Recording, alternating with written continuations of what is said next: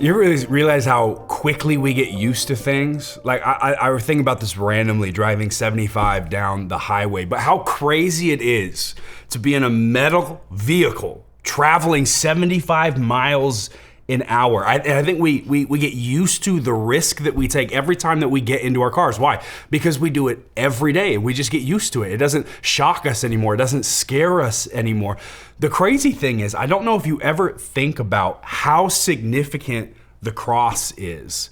Because if you grew up in church, or even if you didn't grow up in church, we all associate the cross with Jesus, with love, with forgiveness, with this kind of ultimate act, or maybe you've just associated it with this Bible story.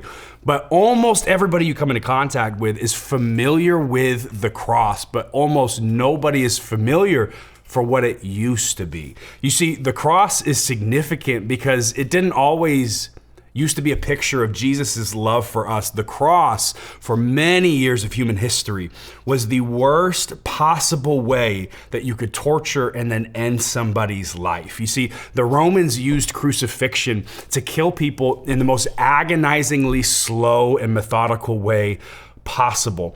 And because you clicked on this video to be encouraged, I'm not going to go through all of the ways that your body starts to shut down through the process of crucifixion, but it was brutal. It was agonizing. It was awful. It was quite literally the worst possible way humanity could think of to end somebody's life. But the cross was also significant for this reason. It wasn't just intended to kill somebody, it was intended to send a message. You see, after the Romans would invade and take over a city or a town, they would line the road approaching that town with members of the military or government of that town crucified, sending a message that we're here and we're in control now. And it was also meant to shame and bring humiliation on those who died via crucifixion. And so when Jesus goes to the cross, he's dying one of the most painful deaths that has ever been invented by man.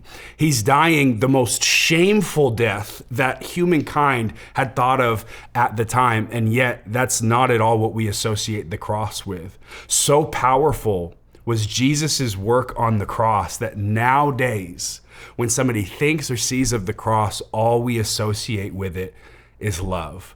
And there's a beautiful verse in 2 Corinthians chapter 5, verse 17. It says this: "Therefore, if anyone is in Christ, the new creation has come, the old has gone, the new is here."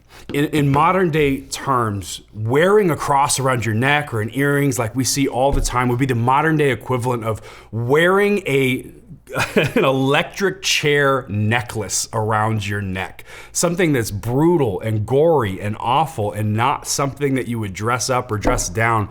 But God has completely redeemed what the cross is. And through a process outlined in 2 Corinthians 5:17, a process called sanctification, God doesn't just want to do that with the cross, he wants to do that with me and you. That when people look at you and I, they wouldn't see the horror of what used to be. They would just see us through the lens of love, the lens of grace and forgiveness. And just like the cross, when people see you, when people see me, they would no longer see what was, they would just now see what is, because the old has gone and the new is here. That is the redemptive power of love. That is the redemptive power of Jesus's work in our lives. So no matter what you've done, no matter what you've been through, I want to encourage you with this, that the ultimate goal is that the more and more time you spend in Jesus, the less and less recognizable you become, because you start to look more like him and less like you. Cool. Good.